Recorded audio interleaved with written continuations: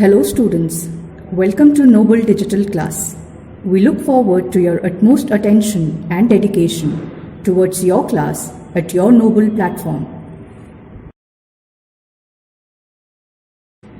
Using of technology in excess may be harmful for your physical and mental health. To reduce its aftermath, yoga and meditation is recommended. Students should practice these regularly. Please watch the video for 30 to 40 minutes only. Then take 5 to 10 minutes break. Close your eyes and recall the content taught by your teacher. This short break will be quite relaxing for your eyes.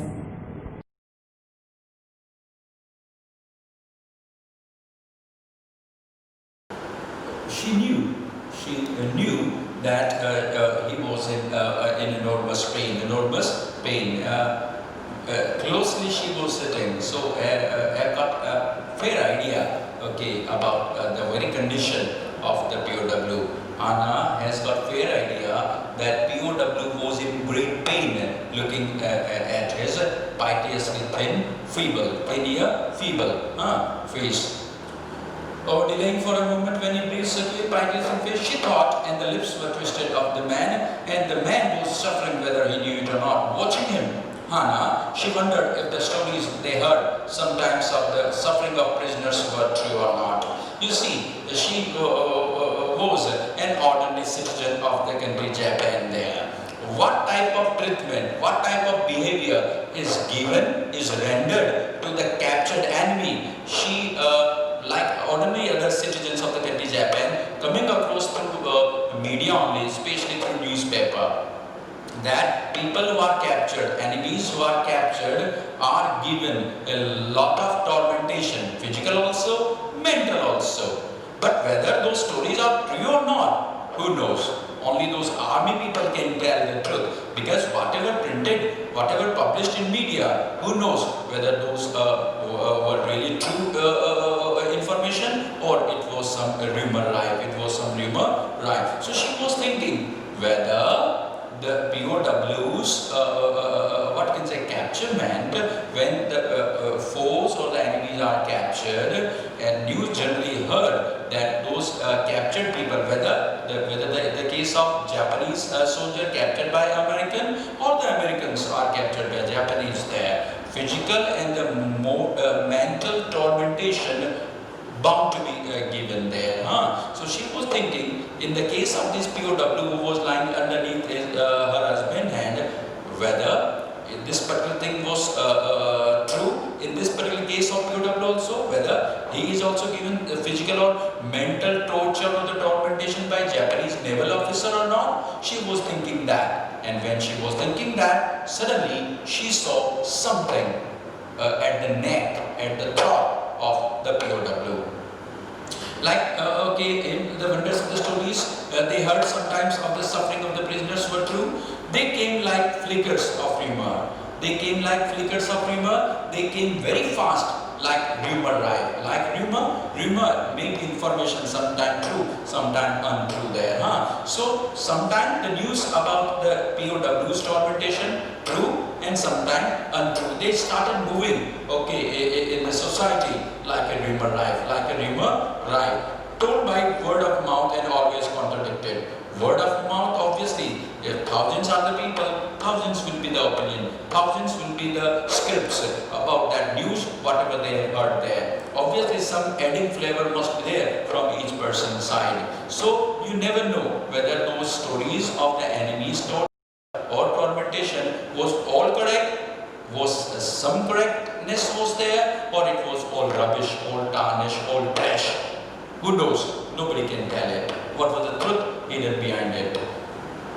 Flickers of humor told by word of mouth and always contradicted. Always contradicted, I mean, sometime those rumors came true, were true, and sometime total opposite of it. Contradicted, total opposite to it. There was no truth. There was no truth behind it. In the newspaper, the reports were always that wherever the Japanese armies went, the people received them gladly. Obviously, soldiers are the true hero of our motherland, undoubtedly. Obviously, there is no doubt whatsoever in the mind of any particular citizen of a country when it comes to the soldier. Soldiers obviously are the true heroes of our motherland there, who obviously sacrifice their whole precious life on the altar of motherland so that the posterity, the coming generation, can breathe in the air of liberty. So wherever the Japanese army was moving or going there, obviously the entire nation rose on their feet and accolated, appreciated,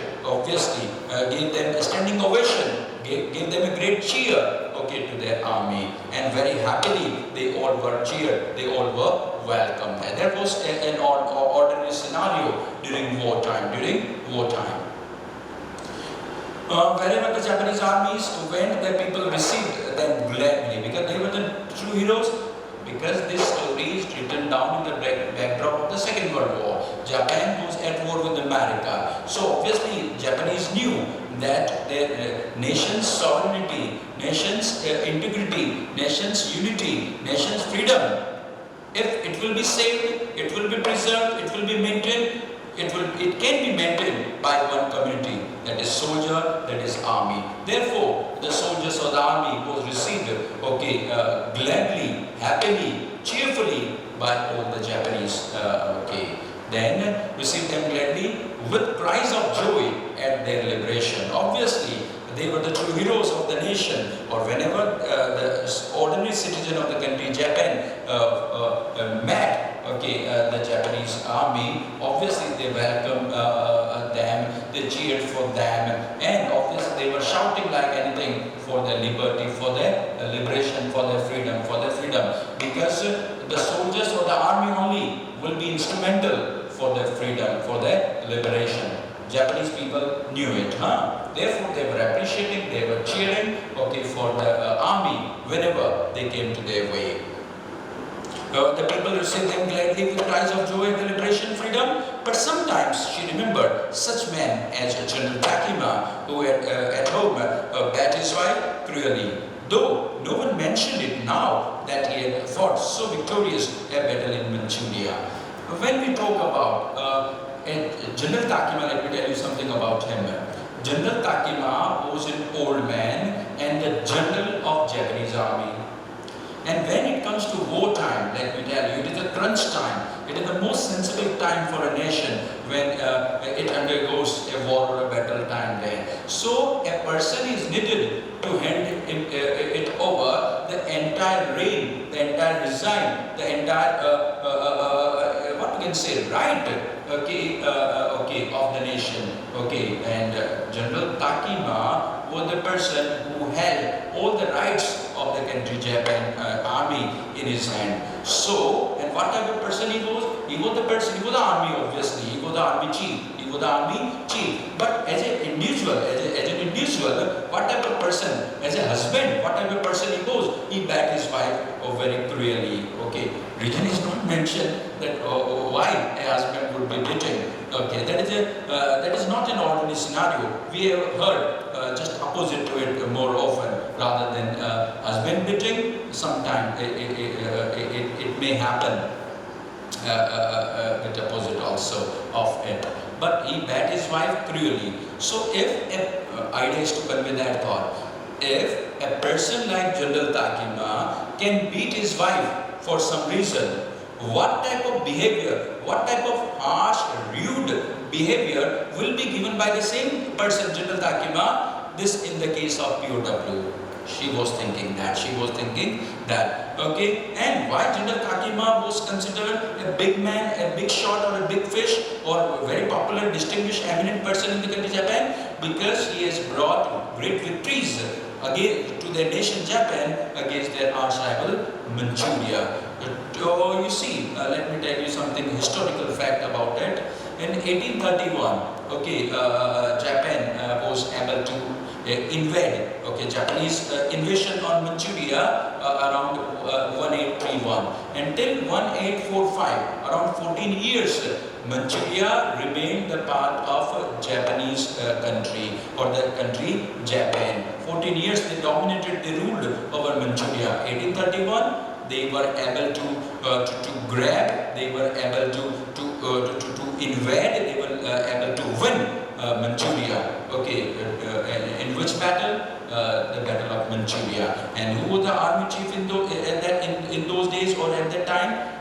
General Takima. General Takima. So when we compare the achievement of General Takima as an army chief, that he has brought the great victory against their archers Manchuria in 1831.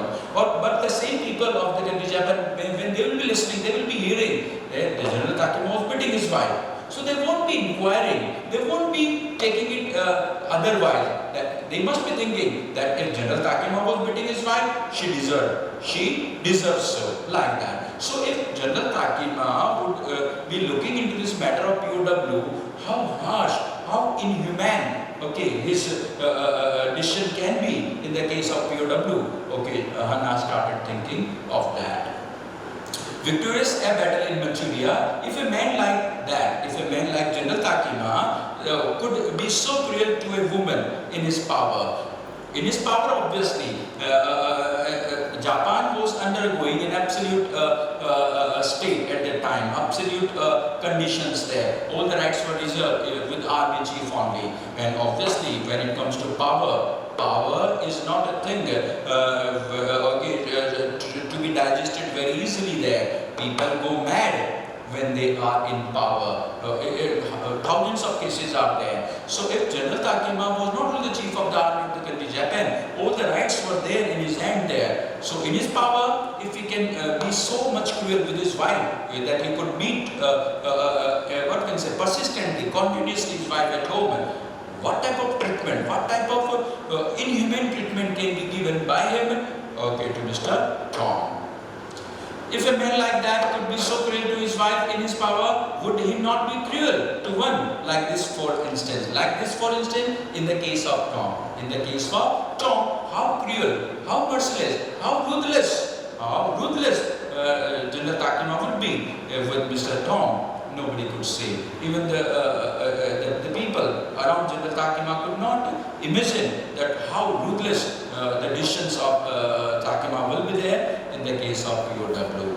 Hanged till death or shoot at sight can be the possibilities.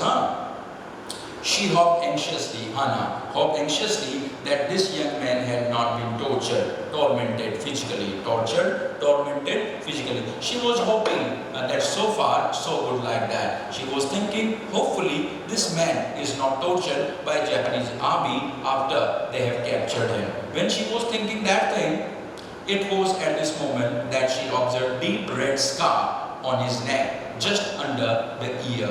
So here, somewhere under the ear, at his neck, because she was crouching close to POW, so she was able to see very clearly the entire face of the POW. So at just below ear, around this particular neck area, she was able to see a deep scar, a deep cut, okay, on the neck under the ear of POW. Just under the ear, those scars, she murmured, lifting her eyes to Sadao. So here, in between the unconscious body of POW, in front of her, Sadao was operating, or here she was. So she just lifted her eyes towards Sadao and motioned her eyes to ask Sadao, what do you think of those scars under his ear? What do you think of it? Please say a word or two about how this man got these scars, these injuries, these bruises, these cut here on his neck. But he didn't answer. But Sadao didn't answer to the query asked by Hana. This shows what? It doesn't show that he paid no attention on Hana's query or his wife Hana. No.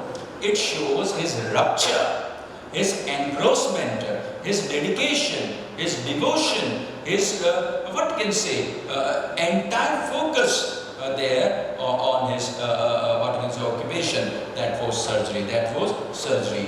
At this moment, he felt the tip of his instrument strike against something hard, dangerously near the kidney. So when his instrument was exploring deep somewhere in the body of Mr. Tom, the all important bullet. At this moment when Hannah was inquiring that how Tom got that much of scar, that sort of bristle, that sort of cut, okay, that sort of injury under his ear, at that moment only Dr. Sadao felt that his instrument had hit against something hard. That what was something hard in the right side lower back of Tom? What it can be? Only one thing. That was a bullet. That was a bullet. And what was its location? It was near, dangerously near to kidney. And obviously it could be very detrimental. It could be very much harmful. It could be very much lethal. It could be very much fatal for Tom, because bullet not on the kidney but very close to kidney it was lying. All thought left him. He forgot all other things. All thought left him. He forgot all other things. It shows the absolute rupture and the satisfaction of the happiness which Dr. Sadao perceived, got obtained when he was able to locate, when he was able to detect bullet inside of Tom's body. All thought left him. He lost the other part of the world. He lost all other things, but was focusing on one thing. Oh my God, I got it. I got it. And delicately, he propped with his finger. No, all left him. He felt only the purest pleasure. That what already explained. Obviously, the profession in which he goes is considered noblest profession of the world. And this action, okay, this decision of Dr. Sadao could go to either way. You never know. But being a doctor, what were his feelings when he was able to locate the bullet there? No word could describe that. He felt ecstasy. He felt an enormous mirth. He felt an enormous happiness. He was feeling extremely gay and gatty. He felt. He examined. Now there was no requirement of any particular instrument. Now he propped with his finger. Expert fingers he has got. Delicately, sensitively, softly. He should not do that thing straight away. He put his hand into the body and got the bullet out. Very sensitively, very delicately, very softly, familiar with every atom of this human body. Obviously, being a doctor, being a surgeon, okay, in the classes of anatomy, many times his anatomy professor might have taught the different aspects of human body, and he was well aware of a single organ, single atom of that person's body. Mr. Tom, study of human body, okay, in surgery is known as anatomy.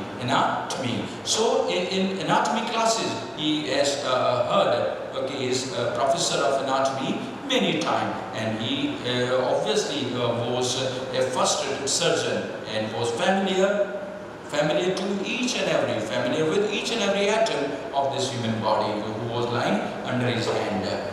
His old American professor of anatomy, a branch of science, especially surgery that studies human body, okay, and now anything related to human body, the study, okay, especially for the surgeon, okay, the branch is associated with anatomy. He had seen to that knowledge, and please underline that thing. I want you to take a pen or a pencil and try to underline this thought. His anatomy professor thundered every day in his class. Don't forget, Dr. Sadao received all his training in America, and when he was a student over there of medicines and surgery, what he heard of his anatomy professor? Ignorance of the human body is the surgeon's cardinal sin. Please underline the famous quote of his anatomy professor, which he thundered, which he shouted almost every day to his students, that unawareness of the patient body. Here, human body, patient's body is the surgeon's cardinal code. A surgeon, if a surgeon can commit a crime, commit a sin, what is that sin? If in his ignorance, if he starts an operation. So unawareness of the patient's body on which a doctor is about to start his surgery, if he starts his surgery in ignorance, it is not surgery, it is a sin. It is a sin. So according to his anatomy professor, what was the sin for a surgeon or a doctor? Ignorance. the human body on which the doctor is making a surgery is the surgeon's, doctor here, surgeon here, doctor here, the cardinal sin.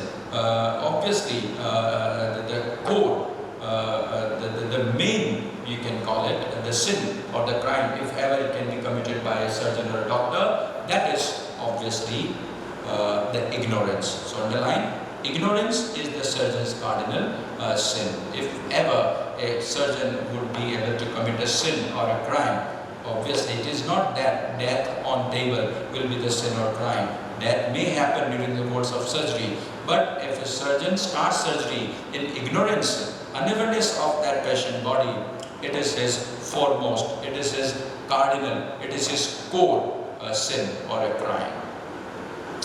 Ignorance of the human body is the surgeon's cardinal sin. Sirs, obviously thundered. Sirs, he uses the word many a time to his students. Sirs, he had thundered, he had shouted. He had shouted, the professor of anatomy in America, he shouted at his student, sirs. Ignorance of the human body is the surgeon's cardinal sin. This statement he repeatedly thundered and shouted in front of his students many a time. Ignorance of the human body is the surgeon's cardinal sin. The anatomy professor thundered this statement many a time. In his classes, year after year, to operate continues. Anatomy professor continues his statement, his warning, his teaching, to his homilies to his student. One more thing.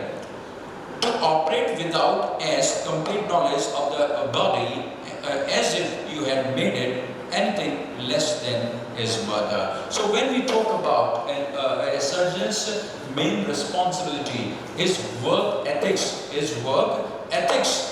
we must be knowing, that doctor must be knowing that ignorance must not be there with him. And the second thing, still, not all doctors have got the same psyche and the same thought and the same perspective toward their noble professions there. Some are genuinely true, genuinely blessed, genuinely human, but not all though. So if a doctor still continues a surgery, still conducts a surgery on his patient body, even in his ignorance also, it is not operation.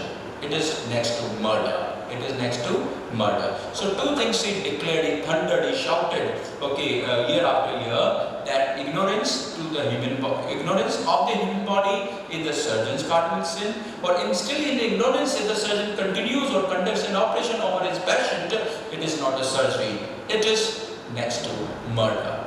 Who's speaking, who's teaching these words? Is anatomy professor in America. Ignorance of the human body is the surgeon's cardinal sin. Sirs, if you had made it anything less than, that is murder. That is not surgery. That will be called a murder. That is called a murder. It is not quite at the kidney, my friend. Now, you see the demeanor of Dr. Sadao is highlighted here. Dr. Sadao has the habit to talk to his patient or talk with his patient during surgery time, whether the patient is unconscious or not. And generally he uses the word friends for his patient, because whenever he would be conducting surgery, they will be Japanese only. So it came into his habit to use friends. And this time also, though he was operating upon a POW, an enemy from America, but still he used the word as it was his routine, as he was accustomed to use the word.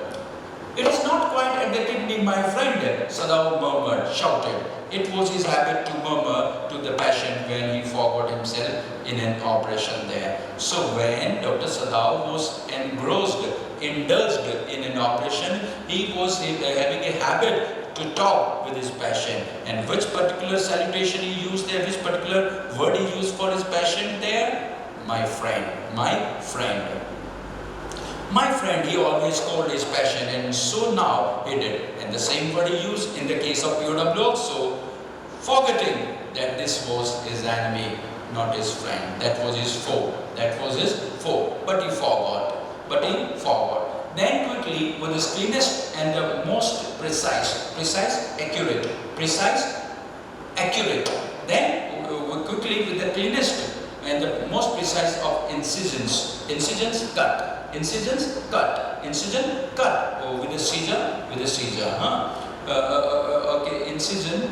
Okay, the bullet was out. So out of by taking help of a tool or an equipment, he was able to get the bullet out of enemy's body by giving a cut to enemy's body. The bullet was out.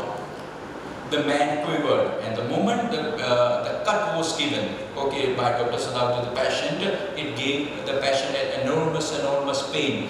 Excruciating pain felt by Tom, the POW, the patient, when Dr. Sadao, out of an instrument, got the bullet out of his body, and out of pain he quivered, shook, trembled, quivered, still, moved with great pain, obviously, moved with enormous pain. And the most precise cut, the man quivered, shook, but he was still unconscious. Pain was so great that though he was faint, he was unconscious, still he was moving his body. That shows the enormity of pain felt by Mr. POW Tom. Nevertheless, however, he muttered a few English words. Being an American, obviously words will come out of his mouth will be English. And what English word Tom, the POW, spoke? Obviously out of his ignorance, and obviously he was unconscious at the time. In his unconscious state only, he spoke a few English words. What were those words? Check it out. Guts, intestines. In intestine part only, he was feeling a great pain. Guts, he muttered, choking, stopping for a moment. It was not the case that in unconscious state also he was very clear or completely normal in his speaking. No. A word, guts, then stop. Then he stopped, muttered, spoke, muttered, whispered, muttered, murmured, choking. They got my guts. Please underline, they got my guts. This is the only statement in the entire chapter that shows that POW, Mr. Tom, was given an enormous physical tormentation and torture. They got the naval officer of Japanese army or Japanese navy officers or those people who were looking after POW, Mr. Tom, in that particular cell there. Those people gave a lot of physical pain, tormentation or the torture to Mr. Tom. Those people who gave him physical and mental torture, it is denoted by they, Japanese naval officer we can call it. They got my guts. They have given me a lot of pain to my intestine. They beat me, they lashed me very hard. Sadao, Hana cried sharply. Obviously, Hana could not really tolerate those particular words there. She didn't like that to see that particular sight out of her eyes there. So she wanted Sadao to give some sort of succor, some sort of assistance to that Mr. Tom, so that he could be released from that particular pain. Sadao, Hana cried sharply. Hush, Sadao said. And when Hana said, Sadao, why are you speaking like that? Sadao just spoke one word, hush. Silent. Keep silent. Let him speak this and that, like that. So he asked Hana to keep mum, to keep silent. Hush, Sadao said. The man sank again. The man became unconscious again. After speaking, girds, they got my girds. Then he became unconscious completely again. Again into silence, so profound, so deep. So profound means nothing was moving at that moment. He was lying, POW was lying there, absolutely still, absolutely stagnant there. No motion. Profound, very deep. That's Sadao took up his rest. Means the manner he was lying silently, it created some sort of, what you can say, fear in the mind of Sadao. Therefore, straight off, Dr. Sadao gave up Okay, his instrument there, left his instrument, dropped his instrument, and took the risk to check the pulse, whether he was alive or not. Okay, the man sank it. Okay, his wrist hitting the touch of it. Obviously, he was his enemy. Tom was his enemy. He didn't want to touch his body, but still, in order to take the risk, in order to check the pulse, whether it was there or not, whether the patient Tom, the POW Tom was alive or not, pulse to be taken, or if pulse has to be taken, touch was mandatory. Now he had to discuss, yes, there was still a pulse, so faint. So pulse was there, but the speed was very dim, faint, dim. Okay, then so feeble, so weak, but enough for his survival. So when he checked the pulse of POW, he realized that it was going weaker. The pulse was weak, feeble, but sufficient for his survival. If he wanted the man to live, sufficient for his survival, to give hope that he will be survived further. But certainly I do not want this man to live, he thought, Sadao. After making a great surgery, and a great success he got, suddenly the same, at the back of his mind, the same fear, the same panic, same apprehension aroused again. Oh my God. He will be surviving by all means, no doubt about that. But I don't want him to survive survive further. He wanted that for him, but he would be surviving. Unquestioned, it was there. But Sadao said to himself, I didn't like that this man should survive further.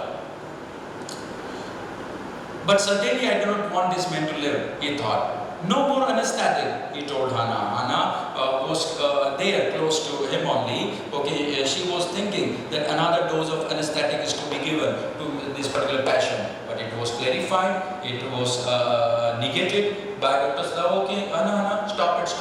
He doesn't require any sort of any extra dose of anesthetic. Enough. Whatever you have given to him, the dose of anesthetic, being in anesthesia, that is all okay. He doesn't need an extra dose of anesthetic. He told Hannah, he clarified Hannah, he justified Hannah.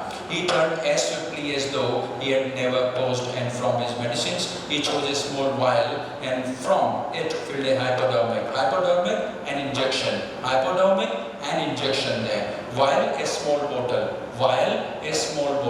Hypodermic and injection there. So out of his medical emergency bag, he got a small bottle filled with an injection, hypodermic, and injection he filled it and then thrust it, pierced it into the arm of POW. Means Dr. Sadao, when he checked the pulse, it was feeble.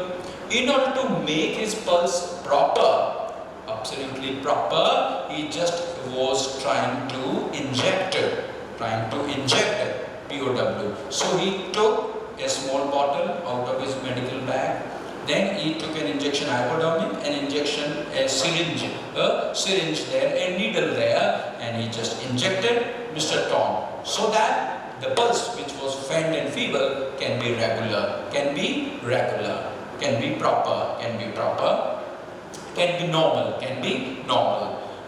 No more anesthetic, he told Hannah. He turned swiftly as though small vial, small bottle, and from it he filled an injection and pierced it into the patient's left arm. Then putting down the needle, then putting down the injection. After injection time over, it got the needle down and he took the man's wrist again. After injected the patient, he took the pulse again. And after the man had been injected by him, now the pulse was getting normal. The pulse under his finger fluttered, shook, quivered, stirred. Once and twice, then grew stronger. What was grown stronger? The pulse was growing stronger. So when Dr. Sadao found the pulse was a bit slower, bit feeble, he injected Tom. And after he had injected Tom, he took the pulse again, and this time it was stronger. It was normal. The pulse was normal. This man will survive, will live in spite of all odds. In spite of all odds there. Neither Dr. Sadao wanted him to survive, no neither servants there, not a single other Japanese wanted his life. But against all these odds, that Mr. Tom would survive further. Dr. Sadao, being a surgeon, declared that. He sat to his wife and sighed, took a deep breath. Sighed, took a deep breath. Enough for today. Tomorrow we'll be moving forward. Please underline those important things there. Please underline them. Thank you.